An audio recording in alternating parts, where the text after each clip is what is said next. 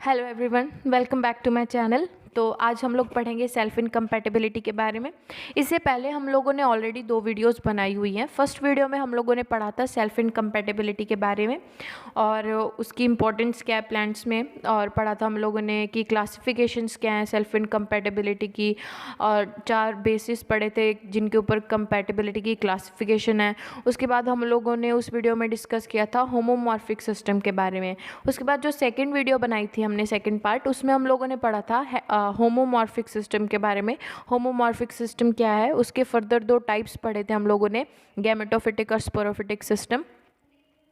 उनकी एक्सप्लेनेशन मैंने पूरी ब्रीफली दी हुई थी, तो आप लोग उन दोनों वीडियोस को पहले देखो, उसके बाद ये वीडियो देखो, ताकि उन वीडियोस को देखने के बाद आपको ये वीडियो अच्छे से समझ में आ सके। तो इस वीडियो में हम लोग क्या पढ़ेंगे, इस वीडियो में हम लोग कंटिन्यू करेंगे मैकेनिज़म्स ऑफ सेल्फ इनकम्पैटिबिलिटी, और उसके बाद वो कौन कौन सी साइट्स हैं जहाँ पे जीन एक्सप्रेशन होता है, मतलब सेल्फ इनकम्पैटिबिलिटी एक्सप्रेस करते हैं अपने आप को, मतलब जो सेल्फ इनकम्पैटिबिलिटी के जीन्स हैं स्पेशली। और थर्ड है कि कैसे हम लोग सेल्फ इनकम्पैटिबिलिटी को ओवरकम कर सकते हैं। ठीक है, तो स्टार्ट करते हैं इस वीडियो को। सबसे पहले वीडियो स्टार्ट करने से पहले जो हम लोगों ने लास्ट वीडियो में पढ़ा था, मैं उसका कुछ ओवरव्यू देती हूँ ताकि ये मैकेनिज़्म जो है वो आपको अच्छे से समझ में आ सके। ठीक है, सपोज़ ये एक स्टिग्मा है, ये एक दूसरा स्टिग्मा है, इसके ऊपर ये एक पोलन है, 2 पोलन्स इसके, 2 पोलन्स इसके, ये हम लोग 2 केसेस की बात कर रहे हैं सपोज़। ठीक है, इस पोलन की एलील्स है S1 S2 S1 S2, ये 2 एलील्स है पोलन्स की, ये 2 एलील है स्टिग्मा की। अब दूसरे केस में अगर हम एलील लेते हैं, पोलन की एलील है S1 S1, स्टिग्मा की एलील्स है S1 S1। हम लोगों ने जेनोटाइपिक सिस्टम में क्या पढ़ा था, गैमेटोफिटिक सिस्टम में क्या पढ़ा था, वहाँ पे हम लोगों ने देखा था गैमेटोफिटिक में कि जब एलील्स जो है, पोलन की एलील्स और स्टिग्मा की एलील्स दोनों अगर सेम होंगी तो जो रिएक्शन होगा वो इनकम्पैटिबल होगा। यहाँ पे हम लोग एक थर्ड स्टिग्मा और बना लेते हैं, ये एक स्टिग्मा है, ये इसके ऊपर पोलन्स हैं। ठीक है, यहाँ पे इसकी एलील्स बना लेते हैं हम लोग S1 S2, ये पोलन की एलील्स है, S3 S4, ये स्टिग्मा की एलील्स हैं। ठीक है, तो अब हम लोग क्या देख रहे हैं, हम लोग देख रहे हैं कि पोलन की एलील्स दोनों सेम है, पोलन की एलील S1 S2, स्टिग्मा की एलील्स S1 S2, ये दोनों एलील्स सेम है, इसीलिए यहाँ पे जो रिएक्शन होगा वो इनकम्पैटिबल रिएक्शन होगा। सेकेंड केस में हम लोग देखते हैं, पोलन की जो एलील्स है वो S1 है S1 है, स्टिग्मा की एलील भी S1 है S1 है, यहाँ पे भी दोनों पोलन और स्टिग्मा दोनों के एलील्स सेम है, तो यहाँ पे भी रिएक्शन जो है वो इनकम्पैटिबल होगा। अब थर्ड केस में हम लोग क्या देख रहे हैं, थर्ड केस में हम लोग देख रहे हैं कि ये जो पोलन की एलील्स है S1 S2, स्टिग्मा की एलील है S3 S4। अब ये चारों एलील्स जो है, पोलन की एलील्स और स्टिग्मा की एलील, दोनों एलील्स जो है वो एक दूसरे से डिफरेंट है, तो जब दोनों एलील्स डिफरेंट होगी तो जो रिएक्शन वहाँ पे होगा वो कंपैटिबल रिएक्शन होगा। ठीक है, मतलब कि जब एलील्स, इस फर्स्ट केस में क्या था कि एलील्स पोलन और स्टिग्मा की एलील्स सेम थी, इसीलिए यहाँ पे इनकम्पैटिबल रिएक्शन था। सेकेंड केस में भी हमने देखा पोलन की एलील्स और स्टिग्मा की एलील्स सेम है, तो यहाँ पे भी सेल्फ इनकम्पैटिबल है। पर थर्ड केस में पोलन की एलील्स और स्टिग्मा की एलील्स जो है वो एक दूसरे से डिफरेंट है, तो यहाँ पे जो रिएक्शन होगा वो कंपैटिबल रिएक्शन होगा। ठीक है, ये थी गैमेटोफिटिक सिस्टम के बारे में जो हम लोगों ने ऑलरेडी वीडियो में पढ़ा हुआ था, लास्ट वीडियो में, वो आप लोग अच्छे से ब्रीफली वो एक्सप्लेनेशन देख सकते हो, उसके बाद ये वीडियो आपको और अच्छे से समझ में आएगी। तो अब हम लोग बात करते हैं कि कंप्लीमेंट्री हाइपोथेसिस क्या होती है। मैकेनिज्म बेसिकली इसका 2 टाइप पार्ट्स में है, जैसे फर्स्ट इसकी 2 हाइपोथेसिस दी गई है, एक है कंप्लीमेंट्री हाइपोथेसिस और दूसरी अपोजिशनल हाइपोथेसिस। तो सबसे पहले हम लोग बात करते हैं कंप्लीमेंट्री हाइपोथेसिस की। तो कंप्लीमेंट्री हाइपोथेसिस बेटमैन ने दी थी। अब ये हाइपोथेसिस एक्सप्लेन करते हैं हम लोग ब्रीफली। तो इस हाइपोथेसिस के अकॉर्डिंगली क्या था, इस हाइपोथेसिस का ये कहना था कि जो सेल्फ इनकम्पैटिबिलिटी होती है वो इसीलिए होती है क्योंकि एक सब्सटेंस होता है, केमिकल सब्सटेंस होता है जिसे स्टिमुलेट कहते हैं, उसकी एब्सेंस होती है, इसीलिए वहाँ पे सेल्फ इनकम्पैटिबिलिटी होती है। ठीक है, यहाँ पे स्पेस नहीं है एक्सप्लेन करने की, तो मैं लास्ट पेज पे यहाँ पे एक्सप्लेन करने की कोशिश करती हूँ। सपोज़ जैसे एक स्टिग्मा होता है, जैसे ये स्टिग्मा है, ठीक है, ये स्टिग्मा है। तो जब इसके ऊपर पोलन आके लैंड होगा, जैसे ये पोलन है, तो ये पोलन स्टिग्मा के ऊपर आके जैसे लैंड हो गया, लैंड होने के बाद जो है ये पोलन ट्यूब की ग्रोथ होगी। ये पोलन ट्यूब की ग्रोथ होने के कारण ही जो पोलन है वो नीचे जाएगा, स्टाइल के थ्रू ओवरी में जाएगा, ओवरी के अंदर जाने के बाद वो ओव्यूल में जाके फ्यूज़ होगा एग के साथ, और फिर फर्टिलाइजेशन होगी, फिर एग जो है एम्ब्रियो की फॉर्मेशन होगी। ये प्रोसेस जो है वो मैंने ब्रीफली एक्सप्लेन की हुई है सेक्सुअल रिप्रोडक्शन की प्रोसेस में। वो वीडियो का लिंक मैं डिस्क्रिप्शन बॉक्स में डाल दूंगी, आप लोग उस वीडियो को चेक करोगे तो आपको पता चलेगा किस तरीके से स्टिग्मा के ऊपर आके पोलन लैंड होता है, उसके बाद वो किस तरीके से पोलन ट्यूब की फॉर्मेशन होती है, उसके बाद ओव्यूल में जाके ओवरी से जो एग होते हैं उसके साथ कैसे फ्यूज़ होता है, वो सारी प्रोसेस उस वीडियो में है। तो यहाँ पे हम लोग क्या पढ़ रहे हैं, यहाँ पे हम लोग सिर्फ इतना देखते हैं कि जब पोलन जो है वो आके स्टिग्मा के ऊपर शेड होगा तो पोलन ट्यूब की ग्रोथ होती है, ठीक है। तो पोलन ट्यूब की ऐसे ग्रोथ होगी। तो इस कम्प्लीमेंट्री हाइपोथेसिस का क्या कहना है, इसका ये कहना है कि जब पोलन जो है स्टिग्मा के ऊपर आके लैंड होता है तो वहाँ पे एक स्टिमुलेट होता है, यानी कि केमिकल सब्सटेंस की प्रेजेंस होती है। यहाँ पे सपोज यहाँ पे केमिकल सब्सटेंस होता है, अगर तो वो केमिकल सब्सटेंस प्रेजेंट होगा तो पोलन की जो है ग्रोथ होगी पोलन ट्यूब की। अगर वो केमिकल सब्सटेंस एब्सेंट होगा तो वहाँ पे पोलन ट्यूब की ग्रोथ नहीं होगी, यानी कि वहाँ पे सेल्फ इनकम्पैटिबल रिएक्शन होगा। तो इस हाइपोथेसिस का बस यही कहना है कि जब अलाइक एलिल्स होंगी, यानी कि जब यहाँ पे इस केस में हम लोग देख रहे हैं जैसे कि डिफरेंट एलिल्स होंगी, जैसे S1 है S2 है, पोलन की एलिल डिफरेंट है और स्टिग्मा की एलिल्स जो है वो डिफरेंट है। जब दोनों एलिल्स डिफरेंट होगी तो वहाँ पे कंपैटिबल रिएक्शन होगा। यहाँ पे कंपैटिबल रिएक्शन क्यों हो रहा है, क्योंकि यहाँ पे एक केमिकल सब्सटेंस है, उसकी प्रेजेंस है। पर अगर अब जैसे हम लोगों ने इस केस में हम लोग बात करते हैं कि जो पोलन की एलिल्स है और जो स्टिग्मा की एलिल्स है वो दोनों सेम है। अब जो दोनों सेम एलिल्स होंगी तो दोनों सेम एलिल्स के टाइम पे जब पोलन स्टिग्मा के ऊपर लैंड होगा तो वहाँ पे जो स्टिमुलेट है, यानी कि वो जो केमिकल सब्सटेंस है उसकी एब्सेंस होगी। अब उसकी एब्सेंस होगी तो उसके कारण वहाँ पे सेल्फ इनकम्पैटिबिलिटी होगी, ठीक है। तो वही लाइन यहाँ पे लिखी हुई है इस हाइपोथेसिस में कि absence of stimulate by the piston on the growth of the stigma, मतलब कि जो growth of the pollen tube, यानी कि जो पोलन ट्यूब की ग्रोथ है उस पर इफेक्ट होगा जब वहाँ पे स्टिमुलेट की एब्सेंस होगी, ठीक है। ये कम्प्लीमेंट्री हाइपोथेसिस। उसके बाद हम लोग नेक्स्ट देखते हैं ये वाली पिक्चर। ये पिक्चर मैंने एक बुक से लिया है।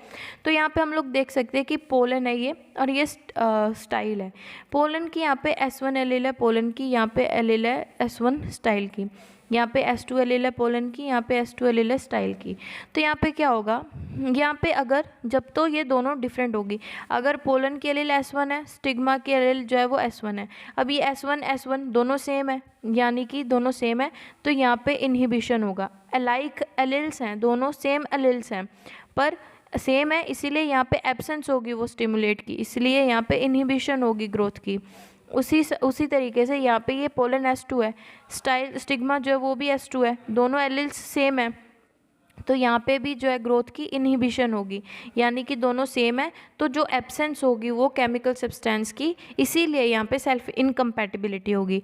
पर वहीं दूसरी अगर हम बात करें, ये पोलन जो है वो S2 है, स्टिग्मा जो है S1 है, दोनों डिफरेंट है एक दूसरे से, डिफरेंट अलाइक एलिल्स हैं तो यहाँ पे जो है ये कम्प्लीमेंशन होगा, यानी कि यहाँ पे कंपैटिबल रिएक्शन होगा। उसी तरीके से ये पोलन जो S1 है और ये स्टिग्मा का जो एलिल्स है वो S2 है, ये S1 एलिल है पोलन की, स्टिग्मा की एलिल S2 है। तो यहाँ पे जो रिएक्शन है दोनों डिफरेंट एलिल्स हैं तो इसीलिए यहाँ पे रिएक्शन कंपैटिबल होगा और कम्प्लीमेंशन होगी यहाँ पे, यानी कि ग्रोथ भी जो है पोलन ट्यूब की वो होगी। यहाँ पे इसका कहने का मतलब है कि यहाँ पे प्रेजेंस होगी उस केमिकल सब्सटेंस की, ठीक है। तो ये कम्प्लीमेंट्री हाइपोथेसिस। अभी दूसरी तरफ अगर हम लोग बात करें अपोजिशनल हाइपोथेसिस की, तो अपोजिशनल हाइपोथेसिस में क्या होता है, इसका ये कहने का मतलब है कि जो हम लोगों ने देखा था कि जैसे ये पोलन था, ये स्टिग्मा था, इसके ऊपर आके जब पोलन लैंड करता है, पोलन की ग्रोथ होती है पोलन ट्यूब की। तो इस हाइपोथेसिस का ये कहने का मतलब है कि जब इस हाइपोथेसिस में क्या होगा कि अगर ये S1 है सपोज इसकी एलिल और स्टिग्मा की एलिल भी S1 है, तो इसका ये है कि अगर दोनों एलिल सेम होंगी तो यहाँ पे जो है एक केमिकल सब्सटेंस यानी कि एक इनहिबिटर का प्रोडक्शन होगा। वहाँ पे कम्प्लीमेंट्री में हम लोग स्टिमुलेट का बात कर रहे थे, यहाँ पे हम लोग एक इनहिबिटर की बात कर रहे हैं कि अगर सेम एलिल्स होंगी तो एक इनहिबिटर की प्रोडक्शन होगी, जिसके कारण जो है वो पोलन की ट्यूब की जो ग्रोथ है वो नहीं होगी। ठीक है, यह है अपोजिशनल हाइपोथेसिस। अब मैं एक ब्रीफ डिफरेंस बताती हूँ दोनों में, एक एक्सप्लेनेशन फिर से मैं करती हूँ कि कम्प्लीमेंट्री हाइपोथेसिस और जो अपोजिशनल हाइपोथेसिस है इसमें क्या डिफरेंस है। कम्प्लीमेंट्री हाइपोथेसिस ये कहती है कि जब पोलन की एलिल और स्टिग्मा की एलिल दोनों एलिल सेम होंगी तो क्या होगा, जब पोलन जो है सेम एलिल का पोलन आकर सेम एलिल के स्टिग्मा के ऊपर आके लैंड करेगा तो वहाँ पे एक जो केमिकल सब्सटेंस होता है उसकी प्रोडक्शन नहीं होगी, उसकी एब्सेंस हो जाएगी, मतलब उस स्टिमुलेट की एब्सेंस के कारण ही वहाँ पे सेल्फ इनकम्पैटिबिलिटी होगी।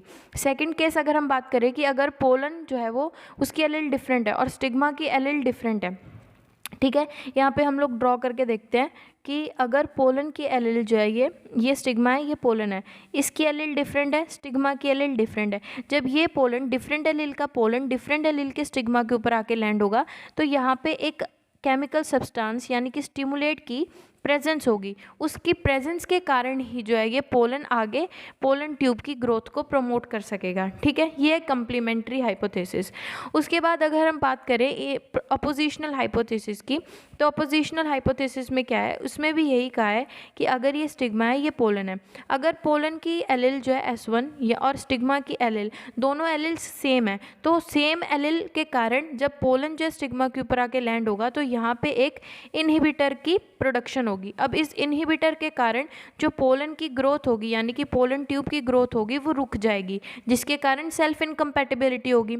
सेकंड अगर केस की बात करें कि अगर पोलन जो है उसकी एलिल डिफरेंट है और स्टिग्मा की एलिल डिफरेंट है, दोनों की एलिल्स अगर डिफरेंट है तो क्या होगा कि जब पोलन जो है स्टिग्मा के ऊपर आके लैंड होगा तो जो वो इनहिबिटर की प्रोडक्शन थी वो नहीं होगी, यानी कि यहाँ पे इनहिबिटर की प्रोडक्शन नहीं हो रही है, इसीलिए यहाँ पे सेल्फ इनकम्पैटिबल रिएक्शन नहीं होगा, यहाँ पे कंपैटिबल रिएक्शन होगा और सीड की फॉर्मेशन होगी। ठीक है, तो यही दो थी हमारी हाइपोथेसिस, कंपैटिबल हाइपोथेसिस और अपोजिशनल हाइपोथेसिस। उसके बाद हम लोग बात करते हैं कि साइट ऑफ जीन एक्सप्रेशन की, मतलब जब सेल्फ इनकम्पैटिबिलिटी होती है तो वो कौन कौन सी साइट्स हैं जहाँ पे जो सेल्फ इनकम्पैटिबिलिटी के जीन जो है रिस्पॉन्सिबल वो अपने आप को एक्सप्रेस करते हैं। जैसे हम लोगों ने पहले पढ़ा था कि ये स्टिग्मा होता है, ये स्टाइल होती है और ये ओवरी होती है। ठीक है, तो क्या होगा कि अगर सेल्फ इनकम्पैटिबिलिटी स्टिग्मा के यहाँ पे मतलब इस पोर्शन पे अगर अपने आप को एक्सप्रेस कर रहे हैं उसके जीन्स तो ये स्टिग्मेटिक इनहिबिशन होगी। अगर वो जीन्स सेल्फ इनकम्पैटिबिलिटी के अपने आप को स्टाइल के इस पोर्शन में अपने आप को एक्सप्लेन करते हैं तो वो स्टाइलर इनहिबिशन होगी, और अगर वो लोग इस रीजन में अपने आप को एक्सप्रेस करते हैं तो वो जो है वो ओवेरियन इनहिबिशन होगी। ठीक है, ये तीन टाइप की इनहिबिशन है सेल्फ इनकम्पैटिबिलिटी की। उसके बाद हम लोग बात करते हैं कि हम ओवरकम कैसे कर सकते हैं सेल्फ इनकम्पैटिबिलिटी को। तो सबसे पहले हम लोग बात करते हैं कि सेल्फ इनकम्पैटिबिलिटी इंपॉर्टेंट क्यों है। सेल्फ इनकम्पैटिबिलिटी इसीलिए इंपॉर्टेंट है कि इसकी हेल्प से हम लोग हाइब्रिडाइजेशन जो है ईजिली कर सकते हैं। जैसे मेल स्टेरिलिटी है, मेल स्टेराइल प्लांट्स भी हमें हाइब्रिड प्रोडक्शन के लिए यूज़फुल होते हैं, उसी तरीके से सेल्फ इनकम्पैटिबल प्लांट्स भी जो है वो हाइब्रिड प्रोडक्शन के लिए यूज़फुल होते हैं। ठीक है, तो सबसे पहले हम लोग बात करते हैं बर्ड पॉलिनेशन की। बर्ड पॉलिनेशन क्या होता है? बर्ड पॉलिनेशन का मतलब होता है कि हम लोग पॉलिनेशन जो है वो फ्लावर के 2 या 3 दिन पहले, मतलब जैसे 2-3 दिन के बाद फ्लावर ओपन होगा तो उसके पहले जो इमेच्योर स्टिग्मा होगा हम उसके ऊपर पॉलिनेशन कर देंगे, तो ये होती है बर्ड पॉलिनेशन। तो वैसे क्या होता है बेसिकली कि जैसे ये फ्लावर है, ठीक है, ये एक फ्लावर है, तो फ्लावर 2 से 4 दिन पहले फ्लावरिंग के जो स्टिग्मा होता है वो इमेच्योर होता है, तो उस इमेच्योर स्टिग्मा के ऊपर हम लोग मैच्योर पोलन को शेड कर देंगे ताकि जो है वो बर्ड पॉलिनेशन को प्रमोट करे और उसके कारण जो है सेल्फ इनकम्पैटिबिलिटी हमारी ओवरकम हो सके। सेकंड जो है वो है डिले पॉलिनेशन, मतलब हम लोग पॉलिनेशन को डिले कर सकते हैं। कैसे कि यहाँ पे जो है वो जैसे एक स्टिग्मा होता है, ये स्पेलिंग मिस्टेक है, यहाँ पे एज्ड लिखना था मैंने, एज्ड पिस्टल, यानी कि जैसे सपोज एक कोई भी फ्लावर है, अगर वो फ्लावरिंग स्टेज पे है तो उसका जो स्टिग्मा है वो 2 दिन तक रिसेप्टिव रहता है ऑलमोस्ट। ठीक है, तो जैसे टाइम जो है वो इफेक्ट करता है। जैसे आज फ्लावर ओपन हुआ है तो अगर आज उस फ्लावर के ऊपर यानी कि उस स्टिग्मा जो है वो रिसेप्टिव है। अगर आज उस स्टिग्मा के ऊपर पॉलिनेशन होगी तो वो पॉलिनेशन के चांसेस ज़्यादा होंगे, शाम तक उससे कम हो जाएंगे, रात तक उससे और ज़्यादा कम हो जाएंगे, कल की सुबह तक चांसेस थोड़े से और कम हो जाएंगे, कल की शाम तक और कम हो जाएंगे, परसों तक और कम हो जाएंगे। ठीक है, मतलब 2 दिन तक रिसेप्टिव रहेगा और धीरे धीरे धीरे धीरे वो जो चांसेस है पॉलिनेशन के वो कम होने लग जाएंगे। तो उससे क्या होगा, इसे डिले पॉलिनेशन कैसे कह सकते हैं कि जो एज पिस्टल होगी, यानी कि जो सेवरल डेज यानी कि 2 दिन तक मान के चले, तो 2 दिन के मैच्योर, यहाँ पे हम लोग मैच्योर स्टिग्मा ले रहे हैं, यहाँ पे हम लोगों ने इमेच्योर स्टिग्मा लिया था। यहाँ पे मैच्योर पिस्टल के ऊपर हम लोग नॉर्मल यानी कि जो इनकम्पैटिबल पोलन्स होते हैं हम लोग उसका यूज़ कर रहे हैं। यहाँ पे जो स्टिग्मा वो मैच्योर ले रहे हैं, यहाँ पे हम लोगों ने इमेच्योर स्टिग्मा लिया था और मैच्योर पोलन लिए थे, तो इसे कहेंगे डिले पॉलिनेशन। तो डिले पॉलिनेशन भी जो है सेल्फ इनकम्पैटिबिलिटी को ओवरकम करता है।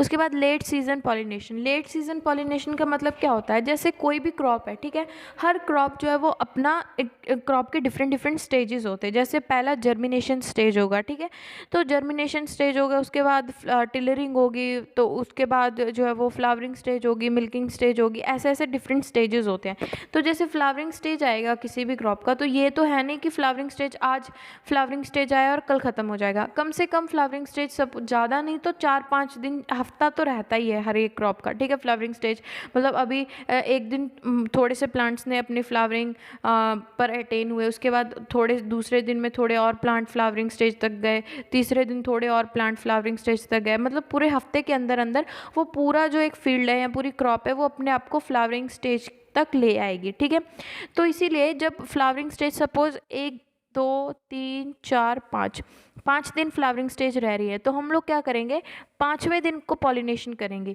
क्योंकि जो पहले 3 दिन है यानी कि अब सीजन खत्म होने वाला है फ्लावरिंग स्टेज का, तो हम लोग 5वें दिन पे जाके पॉलिनेशन करेंगे। तो इस पॉलिनेशन से भी हम लोग सेल्फ इनकम्पैटिबिलिटी को ओवरकम कर सकते हैं। उसके बाद नेक्स्ट है इरेडिएशन। इरेडिएशन का मतलब क्या होगा कि हम लोग स्टाइल के ऊपर एक्सरे का यूज़ करेंगे, यानी कि ये स्टिग्मा था, ये स्टाइल थी, ये ओवरी, तो हम लोग इस पोर्शन पे आके जो है वो एक्सरेज को जो है एमिट करेंगे। तो इससे क्या होगा कि जब पोलन आकर शेड होता है स्टिग्मा के ऊपर, तो पोलन ट्यूब जो है वो स्टाइल में जाती है जब, तो वहाँ पे जाके पोलन ट्यूब स्वेल हो जाती है, मतलब फूल जाती है और वहाँ पे फट जाती है स्टाइल में। तो इस प्रॉब्लम को ओवरकम करने के लिए हम लोग इसे एक्सरे की रेडिएशन देंगे, ताकि जो है वो सेल्फ इनकम्पैटिबिलिटी को ओवरकम कर सकें। और जो लास्ट पॉइंट है वो है टेम्परेचर। टेम्परेचर में भी हम लोग वही है कि जो स्टाइल होते हैं उसे हाई टेम्परेचर पे ट्रीटमेंट देते हैं, यानी कि 30 से 60 डिग्री सेल्सियस टेम्परेचर देते हैं, ताकि जो है वो सेल्फ इनकम्पैटिबिलिटी को ओवरकम कर सकें।